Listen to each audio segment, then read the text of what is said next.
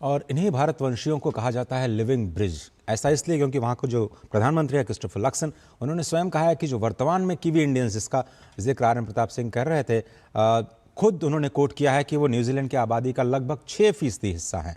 और अगर सांस्कृतिक जुड़ाव की बात किया जाए तो ये भी कहा जा रहा है कि इस बार भी प्रधानमंत्री भारतीय समुदाय के साथ मुलाकात कर सकते हैं। आरेंद्र प्रताप सिंह हमारे वरिष्ठ संवाददाता सीधे ऑकलैंड से जुड़ रहे हैं। ऑकलैंड जो कि न्यूजीलैंड का सबसे बड़ा शहर, और 40 वर्षों के बाद कोई भारतीय प्रधानमंत्री वहाँ की धरती पर आ रहा है।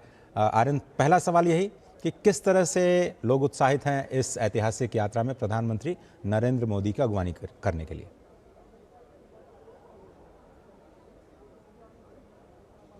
शुक्रिया अजय। और निश्चित तौर से यहाँ पे न्यूजीलैंड में ऑकलैंड में मौजूद रहने के बाद मैं इस बात को महसूस कर सकता हूँ। और मेरे पीछे तमाम लोग आप देख सकते हैं, ये वो भारतीय समुदाय के लोग भी एक प्रकार से जुड़ गए हैं जो इंतज़ार कर रहे हैं प्रधानमंत्री के आने का। और 40 साल के बाद प्रधानमंत्री यहाँ पहुँचेंगे, इस बात का आपने जिक्र किया। किसी भी भारतीय प्रधानमंत्री की ये 4 दशक के बाद यात्रा है। और FTA ने एक बहुत बड़ा आधार तैयार किया है, जिसकी वजह से दोनों ही देशों में बहुत ज़्यादा उत्साह देखने को मिल रहा है। भारतीय बहुत ज़्यादा खुश हैं इस बात को लेकर कि किस तरीके से तमाम क्षेत्रों में जो पोटेंशियल अभी तक टैप नहीं हो पाया था, उस दिशा में हम आगे बढ़ते नजर आएंगे। आपने तमाम इंपोर्ट एक्सपोर्ट के आंकड़े भी आपने सामने रखे और कैसे इसमें बहुत ज़्यादा ग्रो होने की संभावना है। जो फ्री ट्रेड एग्रीमेंट को लेकर जो सहमति बनी है, वो दोनों देशों के बीच में सबसे कम समय में FTA कंक्लूड किया गया। आप लगातार इस खबर को कवर करते रहे, आप मुझसे बेहतर जानते हैं इस बात को। तो ऐसे में दोनों देशों की सरकारों को, यहाँ पे तमाम जो स्टेक होल्डर्स थे, उनको इस बात को लेकर सहमति बनी कि हाँ, बहुत कुछ पोटेंशियल है, हम उस दिशा में आगे बढ़ सकते हैं। जब मैं यहाँ के तमाम लोगों से बात कर रहा हूँ तो सेक्टर वाइज लोग बात कर रहे हैं। एजुकेशन में बहुत गुंजाइश है, हॉस्पिटैलिटी को लेकर बहुत गुंजाइश है, स्किलिंग को लेकर बहुत गुंजाइश है। जो एग्री और डेयरी सेक्टर है, उसमें भारत की टेक्नोलॉजी अपग्रेडेशन कैसे हो सकता है, उस दिशा में हम कैसे आगे बढ़ सकते हैं, क्योंकि भारत ने अपने इंटरेस्ट को बिल्कुल तरीके से प्रोटेक्ट करने का काम किया है इस सेक्टर में। बट उसके बाद भी भारत में हम तकनीक का कैसे इस्तेमाल कर सकते हैं। तो एग्री टेक से लेकर टेक्नोलॉजी से लेकर सब जगह इस प्रकार की स्थितियां हैं। जो तमाम सेक्टर्स हैं जहाँ पे तमाम जो लोग, बिजनेस कम्युनिटी के लोग, यहाँ पे भारतीय मूल के लोग जो यहाँ पे हैं, वो बहुत उत्साहित हैं कि जो FTA ने एक आधार तैयार किया है, प्रधानमंत्री की मौजूदा यात्रा उसमें एक बड़ा बूस्ट लाएगी और जमीन पे चीजें जल्दी उतरती नजर आएंगी। अजय, तो आपने बिल्कुल सही कहा, FTA जो है वो फोकल पॉइंट रहने वाला है। सिर्फ 9 महीने का वक्त लगा और मुझे याद आता है स्पेशल प्रेस कॉन्फ्रेंस। और बड़ी बात यह कि एक महिला ने लीड किया इस पूरी बातचीत को। आरेंद्र, ये भी एक बड़ी खबर इस न्यूजीलैंड के दौरे को लेकर। लेकिन जो आपने बड़ी खबर निकाली वो ये कि भारत के जो भारतवंशी हैं वो 6% भले ही वहाँ की आबादी का हो, कुल 54 लाख की आबादी है न्यूजीलैंड की, लेकिन वो 9% का कंट्रीब्यूशन करते हैं न्यूजीलैंड की पूरी इकॉनमी में। तो ऐसे में भारत का जो दबदबा है एक अर्थव्यवस्था के तौर पर, एक बहुत ही साउंड प्रोफेशनल्स के तौर पर जो भारतीयों ने अपनी छवि बनाई है, वो अपने शायद पूरी दुनिया से भारतीयों को अलग करती है।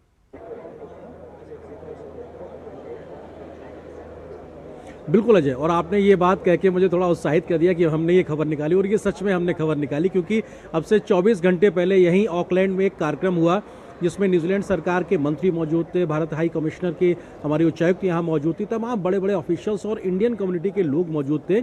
और इस रिपोर्ट को जारी किया गया जिसने बताया कि बीते कुछ वर्षों में इंडियंस का कंट्रीब्यूशन है वो 3 गुना बढ़ के लगभग न्यूजीलैंड की GDP में 9% के आसपास हो गया, 8.6% के आसपास है, और 5 से 6% के आसपास आबादी है। तो निश्चित तौर से भले ही संख्या लोगों की कम है, लेकिन उनका कंट्रीब्यूशन बहुत ज़्यादा है। जब आप सेक्टर्स की बात करते हैं, चाहे एग्रीकल्चर का सेक्टर हो, यहाँ डेयरी का सेक्टर हो, या फिर यहाँ एजुकेशन की बात हो, एविएशन की बात हो, कोई भी सेक्टर है, उन सारे सेक्टर्स में भारतीयों ने बहुत बेहतर तरीके से कंट्रीब्यूशन किया है। और यहाँ के छोटे से लेके तमाम बड़े व्यापार वर्ग में, बड़ी बड़ी कंपनियों में भी भारतीय मूल के लोग इसको ओन करते नजर आ रहे हैं, जो इस बात का परिचायक है कि भारतीयों ने हर क्षेत्र में बहुत मेहनत करके अपने आप को स्थापित किया है। और एक तथ्य बहुत समझने की बात है, 1860 में पहली बार गुजरात और पंजाब से भारतीय मूल के लोगों ने न्यूजीलैंड की यात्रा की थी। लेकिन वहाँ से शुरू हुआ ये सफ़र। जब उन्होंने शुरू किया तो छोटे व्यापार, खेती, बागवानी, उन्होंने सब चीज़ों को किया।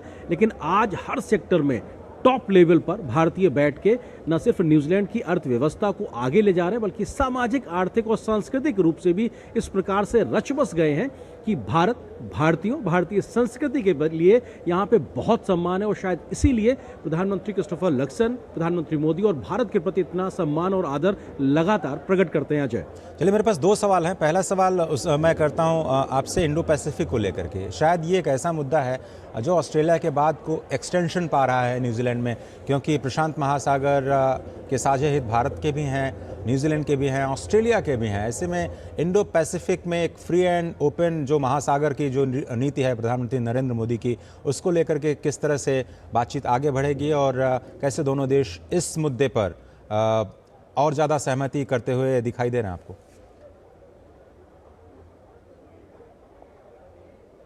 बिल्कुल अजय, ये बहुत महत्वपूर्ण पॉइंट है और वैश्विक जो इस वक्त अस्थिरता की स्थिति है, चैलेंजेस हैं, उसके बीच में ये मुद्दा बहुत महत्वपूर्ण है। और प्रधानमंत्री की 3 नेशन विजिट जिसका जिक्र आपने किया, इंडोनेशिया, उसके बाद ऑस्ट्रेलिया और फिर अब न्यूजीलैंड प्रधानमंत्री पहुंचने वाले हैं। और ये तीनों ही देशों के साथ में इंडो पैसिफिक कहीं ना कहीं बहुत फोकस एरिया के तौर पे लगातार रहने वाला है। और इस नज़रिए से भी क्योंकि भारत जो एक भूमिका निभा रहा है वो रीजनल एक आर्किटेक्चर के तौर पर निभा रहा है। हमने देखा कि प्रधानमंत्री इन 3 देशों की यात्रा से पहले सेशल्स के दौरे पे भी थे और उससे पहले भी तमाम अन्य देशों के दौरे पे रह के फ्री एंड फेयर नेविगेशन की बात लगातार करते रहे, क्योंकि वर्ल्ड सप्लाई चेन डिस्टर्ब ना हो उसके लिए उसका इंटैक्ट रहना बहुत ज़रूरी है, उसके लिए फ्री नेविगेशन बहुत ज़रूरी है। और किसी भी प्रकार की जो देशों के साथ में साझेदारी है उसमें भारत का जो फोकस होता है वो कहीं ना कहीं सीधे तौर पर इंडो पैसिफिक के तौर पर रहता है। और इस यात्रा में भी जो संभावना व्यक्त की जा रही है कि भारत और न्यूजीलैंड के बीच में बहुत बेहतर समझ है इंडो पैसिफिक क्षेत्र को लेकर, फ्री नेविगेशन को लेकर। और प्रधानमंत्री की मौजूदा जो यात्रा शुरू होगी यहाँ से, तो इस मुलाकात में, दोनों प्रधानमंत्रियों की मुलाकात में इंडो पैसिफिक पे फोकस रहने वाला है। और ये फोकस इसलिए भी ज़रूरी है, आप बेहतर इस बात को समझते हैं कि भारत एक ट्रस्टेड वर्ल्ड सप्लाई चेन में पार्टनर के तौर पे उभर के आया है। भारत ये चाहता है कि किसी भी प्रकार की अस्थिरता वाली स्थिति ना होने पाए और उसके चलते वो रीजनल कोऑपरेशन टू क्रिएटिंग एक architecture of the Indo Pacific में जो जिस प्रकार से कोशिश हो रही है उसमें लगातार पुश कर रहा है। और भारत के इस पुश के साथ में तमाम देश और तमाम देशों के प्रधानमंत्री, वहाँ के लीडर जो है वो खड़े नजर आ रहे हैं। और भारत की जो ये प्रयास है वो ये शायद विश्व को एक भरोसा देता है कि हाँ, इस दिशा में अगर हम मिलकर आगे चलेंगे तो बहुत बेहतर हो सकता है। भारत चाहे वो बायलैटरल मंच हो, चाहे वो कोई जो रीजनल जो मंच होता है या ग्लोबल मंच होता है, हर मंच पे इंडो पैसिफिक से लेकर फ्री नेविगेशन जैसे जो तमाम विषय है, समुद्री सुरक्षा का जो विषय है, उस पे हर बात को रखता है। और इस मौजूदा न्यूजीलैंड यात्रा में भी निश्चित तौर से ये बहुत महत्वपूर्ण तरीके से रहने वाला है। अजय, ट्रस्टेड पार्टनर, ये बहुत ही सशक्त शब्द है भारत की भूमिका को इस वक्त परिभाषित करने के लिए। आर्यन, और जिस तरह से हमने G7 के दौरान भी देखा, यूरोपियन यूनियन में ट्रस्टेड पार्टनर शब्द का इस्तेमाल किया, अभी ऑस्ट्रेलिया में जो प्रधानमंत्री हैं वहाँ के, उन्होंने कहा कि भारत को ट्रस्टेड पार्टनर के तौर पर देखा जाता है और इसलिए न्यूक्लियर सप्लाई जिसको लेकर के ईरान में हमले तेज़ कर दिए अमेरिका ने, भारत को एक विश्वसनीय पार्टनर के तौर पर देखा जा रहा है और यूरेनियम की सप्लाई ऑस्ट्रेलिया की तरफ से निश्चित की गई है, सुनिश्चित की गई इस माहौल में। अब मैं आपसे जानना चाहूँगा, मेरा अंतिम प्रश्न आपसे ये है कि प्रधानमंत्री के और क्या कुछ एंगेजमेंट्स हैं, वो कहाँ कहाँ जाएंगे, कितने घंटे बिताएंगे अपनी पहली यात्रा पर, किन लोगों से बात करेंगे? हमने देखा क्रिकेट ऑस्ट्रेलिया में एक सॉफ्ट पॉइंट था, यहाँ के सॉफ्टर पॉइंट्स क्या हैं, थोड़ा सा उसके बारे में विस्तार से बताएं प्लीज़। बिल्कुल, शायद मैं ये पॉइंट नहीं ला पाता, लेकिन आपने अच्छा किया ये सवाल ले लिया। तो आपने स्पोर्ट्स की बात की और 1926 में, भारत की आज़ादी से पहले 1926 में उस वक्त की भारत की सेना की हॉकी टीम पहली बार न्यूजीलैंड में हॉकी मैच खेलने आई थी और उस वक्त की टीम को आए हुए अब 100 साल हो गए हैं।